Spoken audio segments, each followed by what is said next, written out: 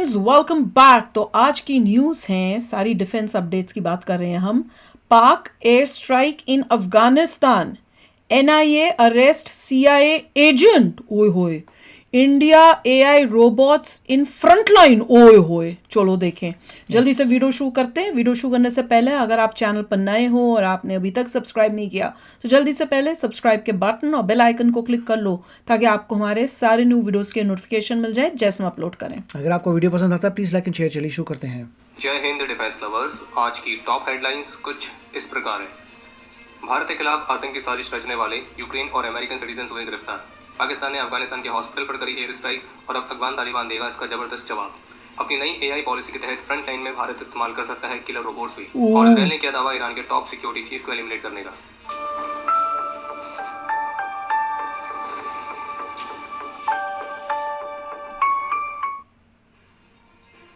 भारत की national investigation agency यानी कि एनआईए ने 7 विदेशी नागरिकों को गिरफ्तार किया है, जिनमें 6 यूक्रेनियंस हैं और एक अमेरिकन। और इन पर आरोप है कि भारत के खिलाफ आतंकी गतिविधियों की साजिश रच रहे थे। और इनको एनआईए ने यूएपीए के सेक्शन 18 और ऐसे अन्य रेलिवेंट सेक्शंस के अंडर एक कोऑर्डिनेटेड ऑपरेशन कंडक्ट करके गिरफ्तार किया था और इसमें मल्टीपल एनआईए टीम्स शामिल थी। रिपोर्ट्स के मुताबिक शुक्रवार की शाम को एफआईआर दर्ज की गई थी और इसमें से जो अमेरिकन नागरिक है उसे कोलकाता एयरपोर्ट पर ब्यूरो ऑफ इमिग्रेशन ने डिटेन किया था और फिर 3 यूक्रेनियंस लखनऊ में और 3 दिल्ली एयरपोर्ट पर डिटेन किए गए। और रिपोर्ट्स के मुताबिक ये वैलिड वीजा के साथ ही भारत में दाखिल हुए थे, लेकिन मैंडेटरी रिस्ट्रिक्टेड एरिया परमिट के बिना मिजोरम चले गए थे और फिर मिजोरम से म्यांमार में दाखिल हुए और वहां वे उन संगठनों से मिले जो कि भारत के खिलाफ दुश्मनी रखते हैं। और इन्वेस्टिगेशन में इस बात का भी खुलासा हुआ है कि इन्होंने यूरोप से ड्रोन्स के कई सारे कंसाइनमेंट्स मिजोरम में भी पहुंचाए थे। और ये जो ग्रुप है ये आतंकी हमलों की साजिश रच रहा था और इनकी जो गतिविधियां हैं उन्होंने सीमा पार से आने वाली खतरों को लेकर चिंता बढ़ा दी है। और एनआईए के अनुसार इस ग्रुप ने इलीगल तरीके से यूरोप से मल्टीपल ड्रोन्स की कंसाइनमेंट को इंपोर्ट किया और फिर भारत के रास्ते उन्हें म्यांमार में स्थित एंटी इंडिया ग्रुप्स को प्रोवाइड करवाया। और उनका यह भी आरोप है कि आतंकियों को न केवल हथियार सप्लाई कर रहे थे बल्कि उनको ट्रेनिंग प्रोवाइड करने में भी सपोर्ट कर रहे थे। और इनका एक अननोन करीबी सहयोगी भी है जिसको एनआईए गिरफ्तार करना चाहती है और जो अभी भी फरार है और सोशल मीडिया अकाउंट्स के टेक्निकल एनालिसिस के बाद उसकी और जानकारी सामने आ सकती है। हालांकि अभी जो आरोपी गिरफ्तार किए गए इनकी पहचान का खुलासा नहीं किया गया है, लेकिन मीडिया के हवाले से वीडियो सामने आई थी इन आरोपियों को ले जाते हुए, तो उसमें से एक लंबे बाल वाला आरोपी है जो कि कहीं ना कहीं मैथ्यू वैन डाइक की तरह लग रहा है। हालांकि उस आरोपी के मुंह पे मास्क लगा हुआ है तो इसलिए स्पष्ट रूप से तो नहीं कह सकते कि वो वही है या नहीं, लेकिन जितना भी दिख रहा है तो उसको देखकर तो ये लग रहा है कि वो मैथ्यू वैन डाइक हो सकता है। अभी मैथ्यू वैन डाइक एक बहुत ही कॉन्ट्रोवर्शियल फिगर है और एक अमेरिकन है। इसको लेकर कहते हैं कि ये 2011 में लीबियन सिविल वॉर के दौरान गद्दाफी रिजिम के दौरान लीबिया रेबल्स के साथ भी लड़ चुका है। फिर बाद में गद्दाफी फोर्सेस ने इसको पकड़ भी लिया था, लेकिन ये जेल से फरार हो गया था और फिर वापस से लड़ने के लिए आया था। बाद में इसने सन्स ऑफ लिबर्टी इंटरनेशनल करके एक ऑर्गेनाइजेशन भी फाउंड किया जिसमें एलाइज के साथ लड़ने के लिए वो फॉरेन वॉलंटियर्स को ट्रेन करता था। इसने इराक, सीरिया तो इन कॉन्फ्लिक्ट जोन्स में भी लगातार काम किया है और अक्सर इसको फॉरेन फाइटर्स को इनकरेज करने के लिए क्रिटिसाइज किया जाता है। और इस बात का भी शक जताया जाता है कि इसके जो लिंक है वो सीआईए के साथ भी है, यानी कि इसको सीआईए का एसेट भी देखा जाता है। उसका कारण यह है कि ये कॉन्फ्लिक्ट जोन जिस तरह से फ्रीली मूव कर पाता है, रेबल ग्रुप्स के साथ इसके कनेक्शंस हैं और भी कुछ अलग अलग रीजन जिसके चलते इसको सीआईए का एसेट माना जाता है, लेकिन ये ऑफिशियली प्रूफ आज तक नहीं हुआ है, यानी कि इसको स्टेट सपोर्ट भी रहता है इसके ऑपरेशंस में। बाकी एनआईए ने जिसे पकड़ा ये वही है या नहीं वो तो एनआईए के खुलासे के बाद ही क्लियर हो पाएगा। पर इनकी गिरफ्तारी के साथ कुछ बहुत बड़े प्रश्न हैं जिनके उत्तर मिलने बहुत जरूरी हैं।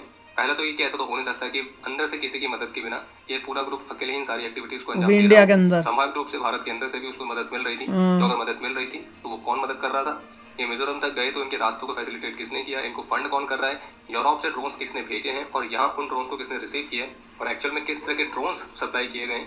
तो ये वो सारे बड़े प्रश्न हैं जिनका उत्तर मिलना बेहद जरूरी है। और सबसे ज्यादा जरूरी है बाहर के दुश्मनों से पहले अंदर जो बैठे हुए उन दुश्मनों को पकड़ना, क्योंकि इन जैसे लोगों की मदद कर रहे हैं एंटी इंडिया एक्टिविटीज में।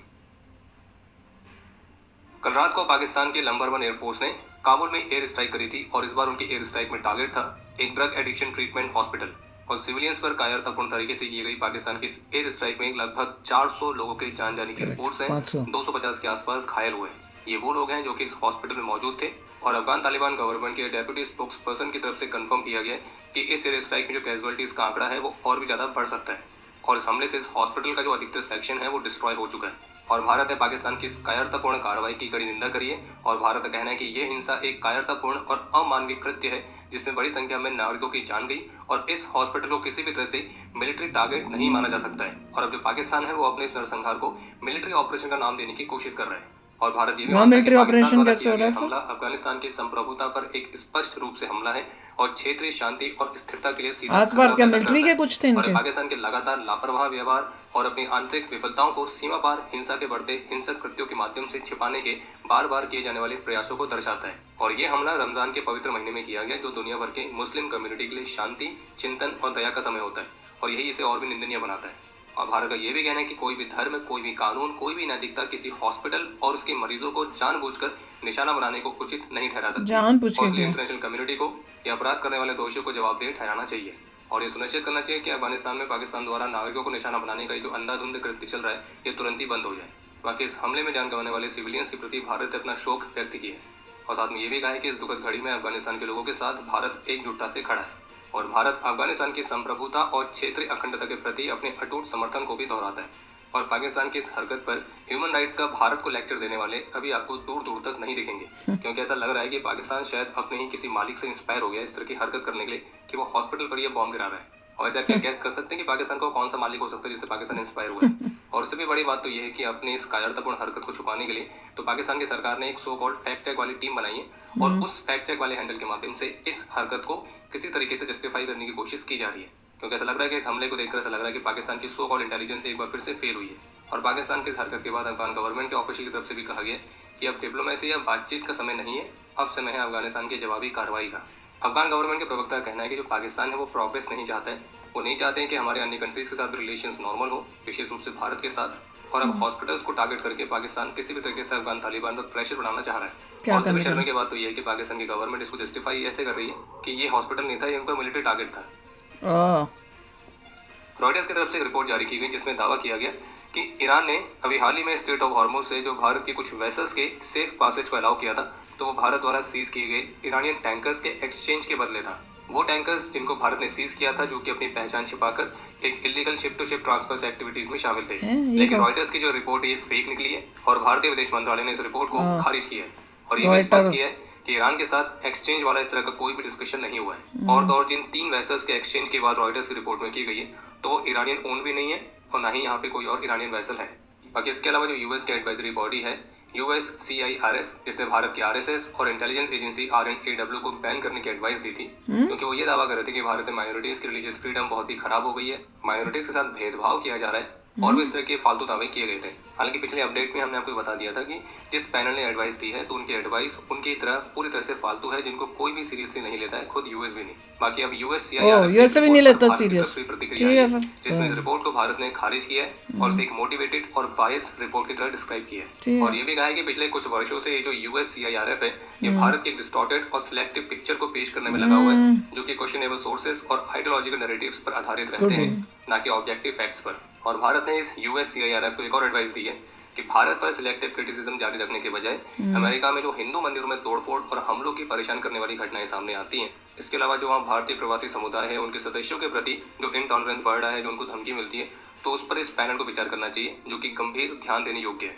बाकी जिस तरह से यूएस का जो ये पैनल है बार बार गलत बयानबाजी करता है, तो उससे इस पैनल की क्रेडिबिलिटी कम होती है। वैसे अगर इस पैनल को समझना और जानना है कि एक्चुअल में कोई एजेंडा कर रहा होगा, छीनना क्या होता है, तो उसे पाकिस्तान का ऑपरेशन सर्चलाइट के बारे में पढ़ना चाहिए, बांग्लादेश में हिंदू माइनॉरिटीज की कंडीशन देखनी चाहिए, चीन में उइगर मुस्लिम्स की कंडीशंस के बारे में पाकिस्तान में हिंदू, पाकिस्तान में जो माइनॉरिटीज है उनके बारे में पढ़ना चाहिए, तो उन्हें समझ में आएगा कि एक्चुअल में माइनॉरिटीज की रिलीजियस फ्रीडम को छीनना या उसे खत्म करना किसे कहते हैं। लेकिन हमें पूरी उम्मीद है कि इस पैनल को इन सब चीजों से कोई मतलब नहीं है, क्योंकि ये वही हैं जो कि 8 PM के बाद बैठकर ही इस तरह के रिपोर्ट्स बनाते हैं। इंपॉर्टेंस ही मत दो। इकोनॉमिक टाइम्स की रिपोर्ट के मुताबिक मिलिट्री डोमेन में भारत की जो AI पॉलिसी है, तो उसमें फ्यूचर वॉरफेयर के लिए एक कोर कैपेबिलिटीज के तौर पर predictive battlefield analytics, AI driven cyber attacks और ड्रोन स्वॉर्म्स के साथ लीथल ऑटोनॉमस वेपन सिस्टम्स का भी समर्थन किया गया है। और AI के यूज केस में जो रोबोट्स हैं, तो उनको विशेष रूप से इस तरह से मेंशन किया गया कि जो हाई रिस्क वाले एनवायरनमेंट्स होते हैं, इंक्लूडिंग बॉर्डर एरियाज, तो वहाँ भी ह्यूमन सोल्जर्स को इन रोबोट से भी रिप्लेस किया जा सकता है। गुड। इसके अलावा ये पॉलिसी इस बात पर भी जोर देती है कि मिलिट्री ऑपरेशंस के लिए स्वदेशी तौर पर AI मॉडल्स को विकसित करना पड़ेगा,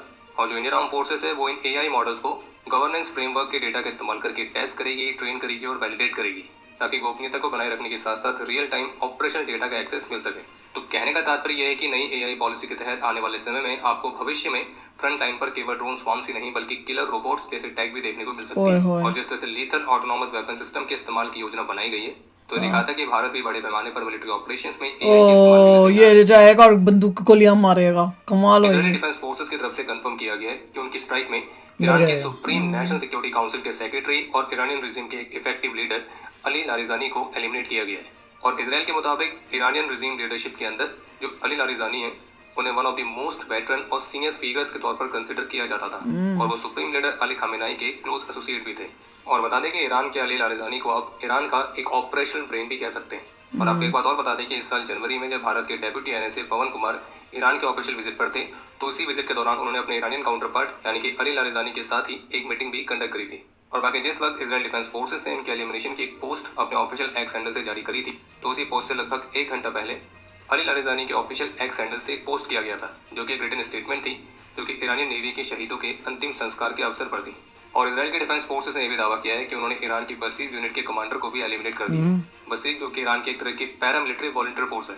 बाकी इसके अलावा आज मंगलवार को यूएई की रक्षा मंत्रालय की तरफ से बताया गया कि 28 फरवरी से लेकर अभी तक ईरान ने यूएई की तरफ 304 बैलिस्टिक मिसाइल, 15 क्रूज मिसाइल्स और 1627 कामिकाज़े ड्रोन्स को फायर किया है, लेकिन अधिकतर एरियल प्लेटफॉर्म्स को सफलतापूर्वक न्यूट्रलाइज भी किया गया है। और आज सुबह भी अबू धाबी में एक ऑयल फील्ड ईरानियन प्रोजेक्टाइल से हिट हुआ है। वहीं इसी बीच ईरान की जो रेवोल्यूशनरी गार्ड कोर है उसने दावा किया है कि उन्होंने 10 विदेशी जासूसों को भी गिरफ्तार किया है जो कि उनकी सेंसिटिव साइट्स और इकोनॉमिक इंफ्रास्ट्रक्चर की जानकारी इकट्ठा कर रहे थे। हालांकि वो जासूस किस कंट्री के हैं तो इसका खुलासा नहीं किया गया।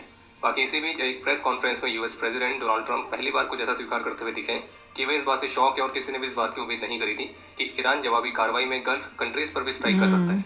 बाकी प्रेसिडेंट ट्रंप ने यह भी कहा है कि वो ये नहीं मानते हैं कि इजराइल ईरान के साथ इस युद्ध में न्यूक्लियर वेपन्स का इस्तेमाल करेगा। भाई इतना कुछ हो गया, दिमाग घूम गया है। सबसे पहले तो पाकिस्तान की एयर स्ट्राइक देखो, अगर उसको आप कंपेयर करोगे यूएसए की या इजराइल की स्ट्राइक से तो डिफरेंट है, क्योंकि यूएसए और इजराइल तो कोशिश कर रहे हैं कि पब्लिक जो एरियाज़ हैं उन पे बिल्कुल कोई हार्म ना हो। और अनफॉर्चुनेटली जो है जब उन्होंने किया है, बिकॉज उनके पास पुराने मैप्स थे, मिस इन्फॉर्मेशन थी, इस वजह से वो स्ट्राइक हुई है और उनको इस बात का बहुत दुख होगा और होना भी चाहिए। तो वो डिफरेंट है। पाकिस्तान तो जानबूझ के कर रहा है, उसके पास क्या इन्फॉर्मेशन थी, क्या था, क्यों उसने स्ट्राइक की, वो पहले प्रूव करे ना कि भैया वहाँ पे कुछ था पहले, फिर बात करे कि नहीं वो आर्मी बेस था। तो दिखा भैया कहाँ आर्मी बेस था। अच्छा, और दूसरा जो न्यूज़ ये बता रहे थे कि एनआईए ने जो 6 या 7 लोगों को पकड़ा है जिसमें से एक अमेरिकन और बाकी जो है यूरेनियन है। तो मैं तो सुन के यूक्रेनियन है, मैं सुन के शौक में आ रही हूँ। मैं तो ये सुन के पहले आपके कमेंट्स में सुन रही थी, मैंने कहा पता नहीं है क्या न्यूज़ आ रही है, मैं तो समझ ही नहीं आ रही थी। मैंने ढूंढने की कोशिश की, तब कहीं नहीं है। मैं बाबा बोल भैया लिंक भेजो ताकि मुझे भी पता चले वो क्या रहा है। तो मुझे जो शौक हो रहा है वो ये है, ये यूक्रेन जो रशिया की वॉर में फंसा हुआ है, वहाँ के उनके लोगों के पास ये सब करने का टाइम कैसे हो सकता है कि वो यूक्रेन से आके यहाँ पे इंटरफेरेंस कर रहे हो। और ये जो यूएसए का बंदा है, ये कंफर्म करना चाहिए क्या ये वाकई सीआईए का एजेंट है, पहले वो प्रूफ होना चाहिए। अगर नहीं है तो ठीक है, तो पता करो कि ये कर क्या रहा है, इसका एजेंडा क्या है। क्या ये भी इसको क्या डिक्लेयर किया गया यूएसए के अंदर भी as an anti social element, या इसके ऊपर कुछ है कि नहीं। और अगर सीआईए का एजेंट है तो फिर मोदी जी को तो फिर सीधे ट्रम्प से बात करनी चाहिए। नहीं, रोग और लग रहा है। हो भी सकता है, हमें भी डोंट नो। रोग मतलब उसका जो मेन एजेंडा था उससे बहुत दूर जा चुके हैं। हाँ, वो तो वो भी हो सकता है, सीआईए के साथ क्योंकि जिस तरह से वो पकड़ा गया है और ये सीआईए का एजेंट निकला, तो भैया कितनी बदनामी होगी पूरे यूएसए की, वो भी सोचना इनको सोचना पड़ेगा कि ये कैसे, और ये करने आया क्या। ये म्यांमार में मेरे को तो ये भी नहीं समझ में आ रहा, म्यांमार में ड्रोन्स देना है तो वो इंडिया के थ्रू क्यों ड्रोन्स डाल दे रहा है। ये भी तो पहला है, जब तक आप पूरा फाइंडिंग नहीं करेंगे पूरा पकड़ के इनसे सब मुंह निकलवाओ। कौन बंदा था, सीआईए का था, सीआईए क्या बोलता है, ये सब तो सब पता करना पड़ेगा। और पकड़ लिया, इनसे बुलवाएगी एनआईए, पूरा सब कुछ बुलवाए, सब कुछ पता चले कौन कौन इंडिया के अंदर भी है, ये कहाँ से आए हैं, किसने भेजा, क्या है, और पता चले। तो उसके बाद अगर कोई ऐसे कनेक्शंस दिखें, यूक्रेन के कनेक्शंस दिखें कि क्या यूक्रेन करा रहा है कि यूएसए करा रहा है, I hope not, because that will be very shocking. तो इनका एजेंडा क्या है, ये क्यों ऐसे कर रहे हैं। और मुझे ये भी बात समझ नहीं आती, तुमको इंडिया के थ्रू ही, इंडिया के अगेंस्ट ही करना, तो तुम इंडिया से आके डालो, कोई और इनको एंट्री पॉइंट नहीं मिली थी, म्यांमार तक भेजना है और कोई तरीका नहीं था भेजने का। लीगली आए थे इंडिया, तो कुछ और ही चल रहा है। पर लीगली आए थे, पर ये नहीं समझ में आया मुझे, मैं ये बात बोल रही हूँ कि मुझे ये नहीं समझ में आया कि इंडिया के अगेंस्ट ही करने के लिए लीगली इंडिया के अंदर क्यों आए। उनके पास क्या बांग्लादेश नहीं था या कोई और कंट्री नहीं थी कि तुम वहां से जो है तुम ड्रोन्स डाल के वहां से घुस जाओ ट्रेनिंग दो, वो मुझे बात समझ नहीं आ रही है। नॉर्मली कोई ऑपरेटिव जो है लीगली नहीं आएगा, पता भी नहीं चलेगा कहाँ का है, पता तो ये नहीं, कुछ और ही क्योंकि- चक्कर है। लीगली आए हैं और इनका क्या दिमाग खराब हुआ, क्या एंटी गवर्नमेंट एक्टिविटीज करने लगे, एंटी नेशन एक्टिविटीज करने लगे, तो गलत है। अगर हर पकड़े नेशन गए- के एंटी एक्टिविटीज करते हैं, क्या अगर करते पता हैं चल गया चले। कि वाकई गड़बड़ करे थे, देन इट्स बैड। या पता चलना चाहिए और निकाल के फिर ये भी न्यूज आनी चाहिए उसके बाद कि क्या हो, ये नहीं कि दब जाए न्यूज। और जो एआई का बता रहे थे वो भी कमाल का था कि भैया एआई के इतने अच्छे रोबोट्स, देखा था रोबोट विद अ बंदूक, तो वो क्या है कि आपको सोल्जर नहीं जाएगा, वो डॉगी जाएगा और डॉगी अपने आप कैमरे से वो एम तो बहुत करके जरूरी सबको है। मारेगा। और कहा भी था उससे जो है सोल्जर की जान नहीं जाएगी। और ट्रम्प की जो इन्फॉर्मेशन बोल रहे हैं कि यस, वो मैं भी कमेंट में पढ़ रही थी, मैंने कहा इसमें इतना वो होने की क्या जरूरत है।